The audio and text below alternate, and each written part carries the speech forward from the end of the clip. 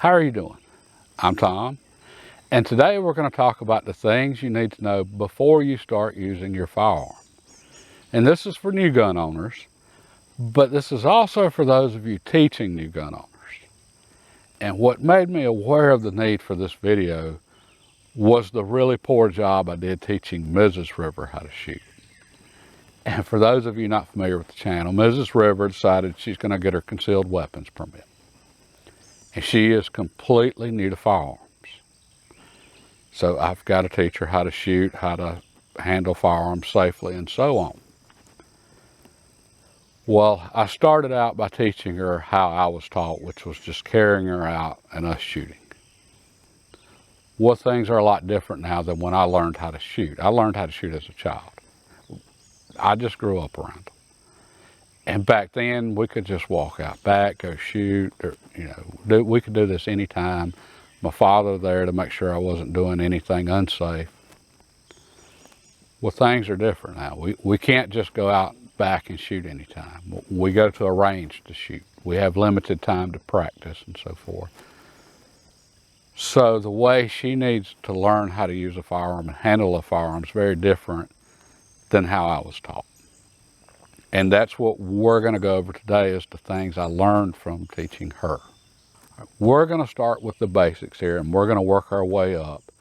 And the very first thing you should know are the 4 rules for firearms. And this is universal. This is all firearms.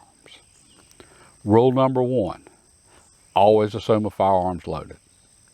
Rule number 2, always point it in a safe direction. Rule number 3, never put your finger on the trigger till you're ready to shoot. And rule number 4, know what you're shooting at and what's behind what you're shooting at. And these rules are simple, but you need to know these rules. Okay, now with that said, knowing rules doesn't equal following them. If you decided you're going to try to lose some weight, you're going to quit eating at the vending machine, out of the vending machine at work. Okay, well, it's easy to say that, and it's easy to know, okay, I'm going to do that. It's harder to do it. All right, there's things you need to do to make sure you can do that, like carry some healthy fruits and veggies to snack on while you're at work instead of going to the vending machine. Well, it's the same way with the firearms. Okay, it's easy to know the rules. It's harder to follow them. That's why accidents happen all the time. So what you want to do is you want to build up habits around those rules so that you know you're following them. Okay, so let's start with the habits and just look at how they relate to those rules. Rule number 1, assume all firearms are loaded. I've got 3 handguns here, and because I'm assuming they're loaded, the very first thing I want to do is clear them. And that's the first habit you want to develop. Anytime you handle a firearm, a handgun in particular, when you go to pick it up, whether you're in a gun shop, you're unholstering yours, whatever you're doing, you're at the range. You're assuming it's loaded, and the very first thing you want to do is clear it, and that's the first thing you need to learn how to do. Learn all the mechanical functions of your handgun so that you can clear it. Right? This is semi-automatic here. I'm going to clear this, so the first thing I'm going to do is drop the magazine. Then I'm going to pull the slide back and lock it. And I'm going to visually look in the chamber and verify there is no cartridge there. This handgun is safe. It is unloaded now. And when you go to the range, this is what you want to do when you first get there. And you want to set the handgun on whatever table with the slide locked back and the magazine removed, so that anybody else that walks by, they can look at this and they know that handgun is safe. Same thing for this semi-automatic. Very first thing I'm going to do is drop the magazine, pull the slide back and lock it. This revolver, I'm going to open the cylinder here and I'm going to leave it open. Okay, so if I go to the range, if I hand this to someone else, if I'm at the gun shop, whatever the case may be, I'm going to leave it just like this so that anybody walking by can look and say, okay, that's not loaded. Okay, rule number 2, always point a firearm in a safe direction. With a long gun, that's easy. With a long gun, because it is so long, you're always aware of where it's pointing. Right? And when you turn with the long gun, you turn your whole body. It's just out of instinct, you naturally do it. Well, I've always believed a handgun is much more dangerous than a long gun. Not because it's any more powerful. It's nowhere near as powerful as most long guns. But it's so easy to just point it whatever direction. All right.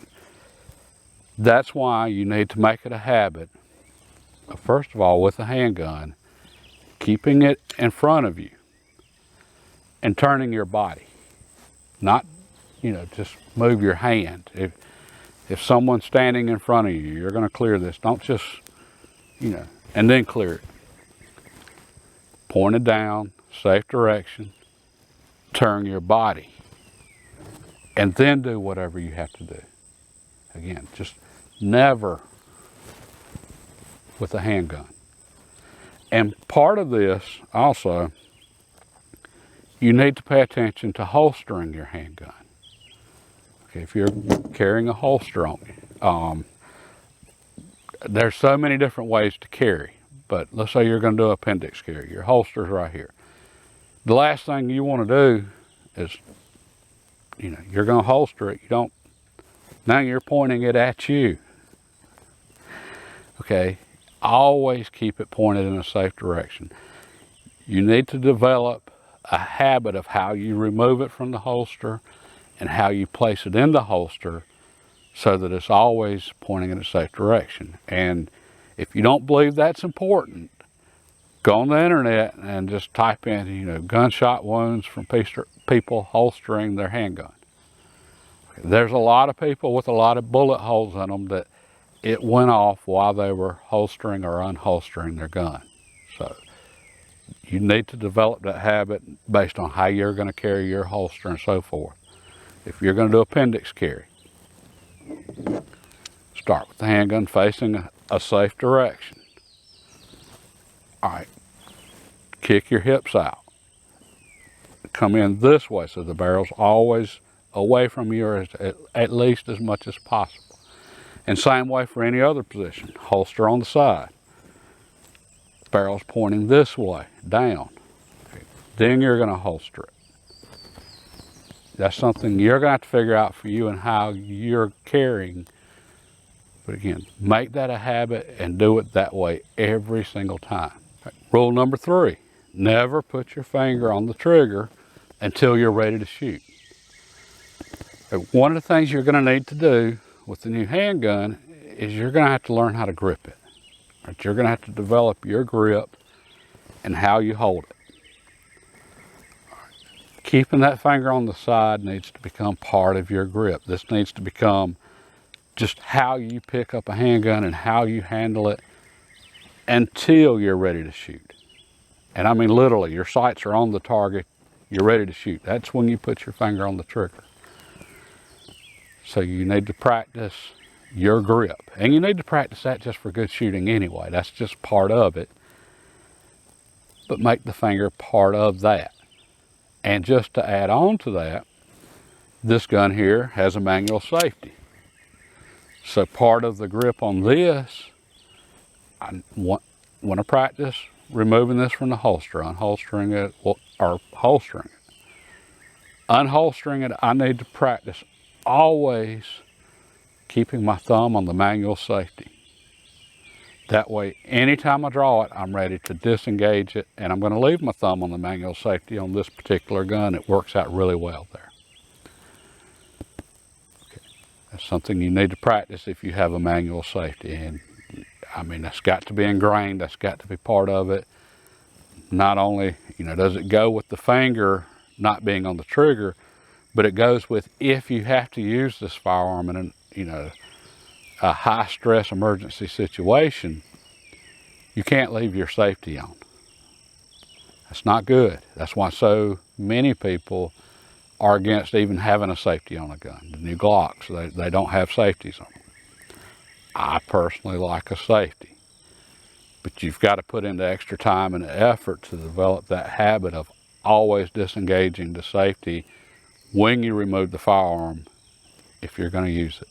And you want to practice unholstering here at the range. I want to practice unholstering it, disengaging the safety, shooting, or whatever my technique ends up being. I'm going to practice this a lot. And I mentioned all the disadvantages of a semi-auto in a previous video for a new shooter. I ended up getting Mrs. River a semi-auto. So she's subject to all the bad things I pointed out in that video. I've got to teach her to develop those habits so that, you know, that safety doesn't become something that's going to get her in trouble. Rule number 4, always know what you're shooting at and what's behind it. Okay, this is an important one. They're all important.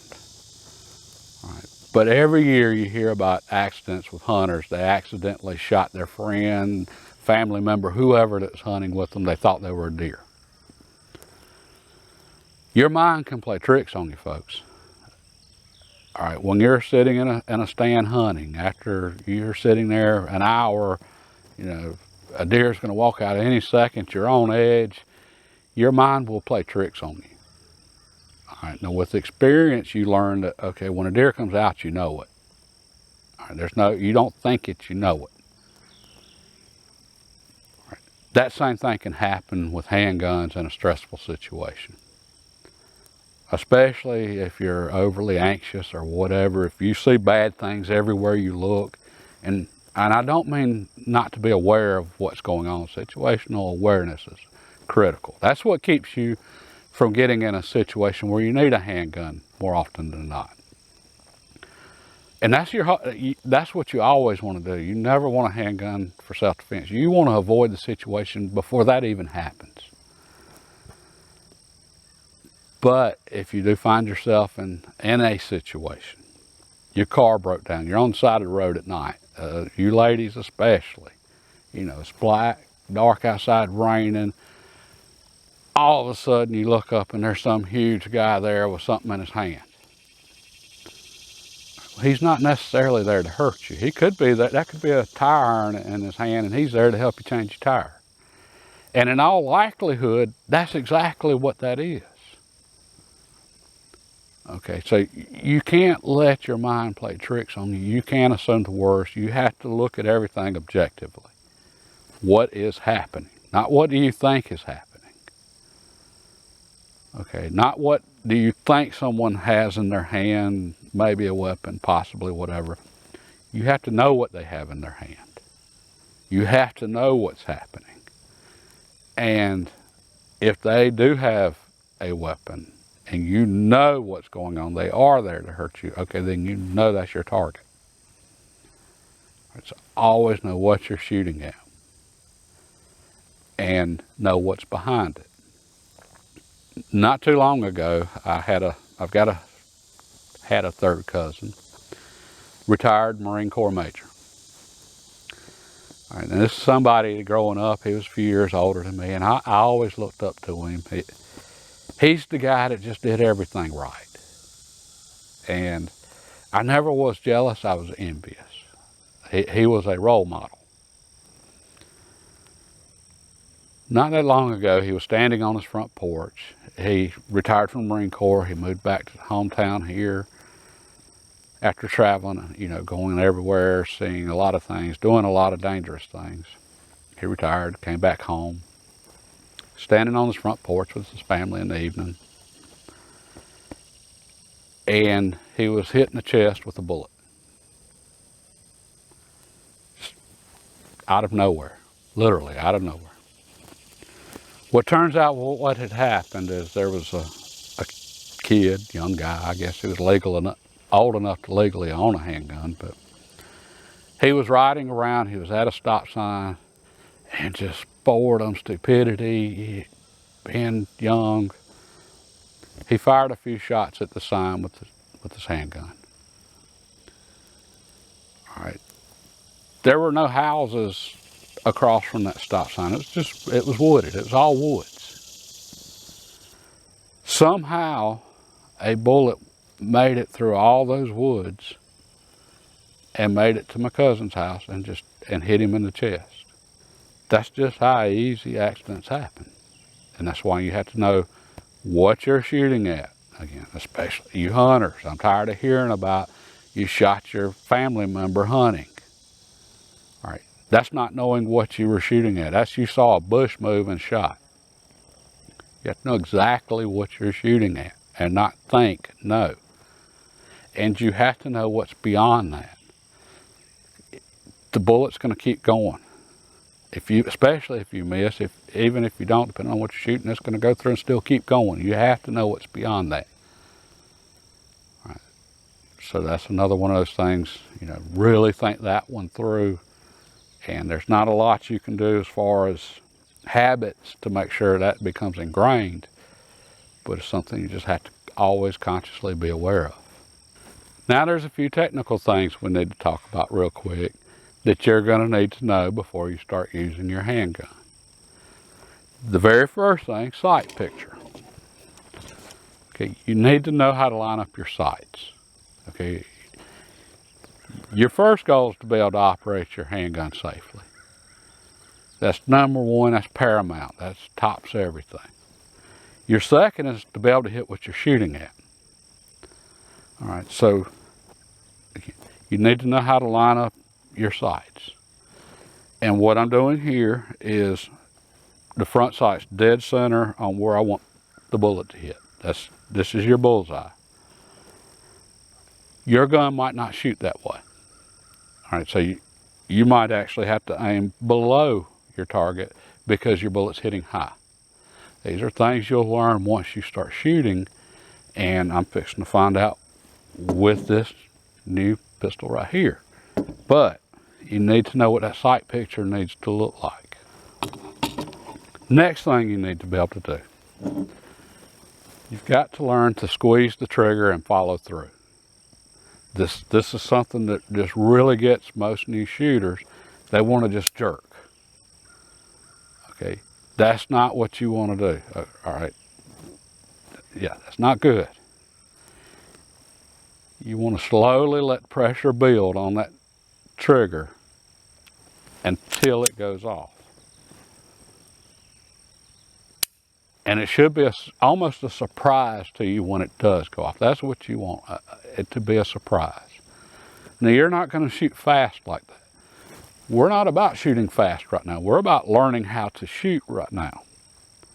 Okay, that's it. Learn how to shoot, learn the basics, learn how to hit what you're shooting at. Later on, you work on speed. Right now, and this is called dry firing. All right, no magazine in here, no bullet in the chamber. I visually looked. Go someplace safe, just in case an accident happened and a bullet did end up there. And practice just squeezing that trigger and keeping your sights, keeping this sight picture on that target even after it clicks. And some things you want to notice when you first start to squeeze. Are you pulling that gun one way or another? And this is during dry firing. If you've got your sight dead on your target, you first start applying pressure. Are you moving it? Okay, well, you need to adjust your finger and how you're squeezing. And what you want is when you squeeze, you don't want movement. You don't want to pull it off. Okay, contrary to all the movies out there and so forth, even at close range, it's real easy to miss what you're shooting at. It is. And I see people all the time just jerking the trigger, and it does not take much at all to just completely miss what you're aiming at. Practice dry firing at home before you start using your firearm. Practice squeezing, practice following through. I know that was a lot of information. That's why you want to go over these things before you go to the range. That way you're not trying to keep all this in mind while you're at the range. All right, so you need to develop these habits ahead of time. Now I'm finally ready to shoot. Okay, and this handgun right here is brand new to me. Now, I just bought it from Mrs. River last week. She hasn't fired it. I haven't fired it. Brand new out of the box. Now I'm gonna go through all the things I just talked about. All right, I'm at the range. First time with this gun. Put in my hearing protection. I've already manipulated all the functions and learned how this handgun functions before I ever got here. I know how to disassemble it. I know how to clean it. I know all the rules. So I've got a magazine. I've got the correct ammunition. And now I'm going to start working on everything I talked about. All right, so I've got the safety engaged. I'm going to rack the slide and load it. Okay. Now I'm going to practice just my grip, squeezing the trigger, disengaging the safety. And the very first thing I want to do is see where I hit with this. I haven't checked the sights. I don't know if I'm even going to hit the target. I hope I don't take out my GoPro down there. We're going to find out. Safety disengaged. Getting used to this grip here, making sure when the slide comes back, it's not going to hit my hand.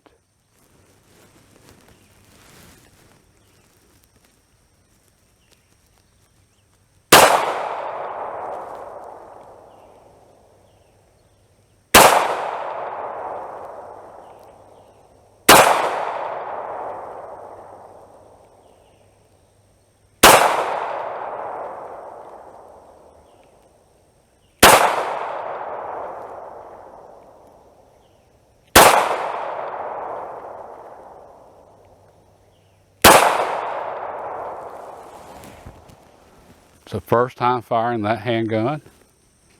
Not bad. I'm on paper. That's not a horrible group. But I've got some work to do. All right. And as you can see, all of my shots, they're left. And I'm going to say we're 15 yards here. Yeah, I've got some work to do. But that's okay. Everything went great. It was safe. This was a good trip. And that's every trip to the range. Make sure it's safe. Now, I'm not going to adjust the sights because this is Mrs. Rivers' handgun. She's got to fire it. We got to see where she hits. And then we'll, figure out what to do. If she's left also, we'll adjust the sights, and luckily those are adjustable. If you have a handgun that the sights are not adjustable, you need to do what's called Kentucky windage. And I hate using Kentucky windage, but bottom line is it works. And all that is, if you know you're aiming here and your bullets are going to hit here, aim over here and get used to that.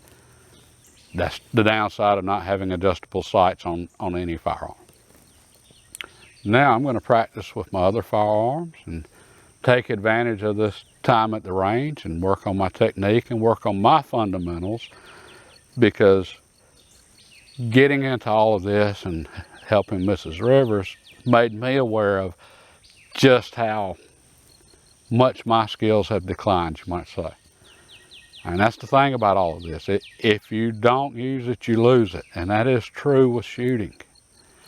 So you need to go to the range regularly until you are comfortable with your handgun, till you know how to use it, till you've got everything down.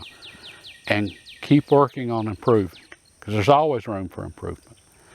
And once you've got it, once you feel like, okay, I'm where I need to be, I'm confident with this handgun, I can use it, I can shoot it, you still have to go back to the range every so often to maintain those skills. I really hope this helped some of y'all out. If it did, hey, give me a thumbs up on the video. Liking it helps out. And if you want to see future videos, including me carrying Mrs. River to the range, which is going to happen really soon, hit the subscribe button, notification bell. And hey, share the video if you can think of other people that could use this information as well. God bless and have a good day.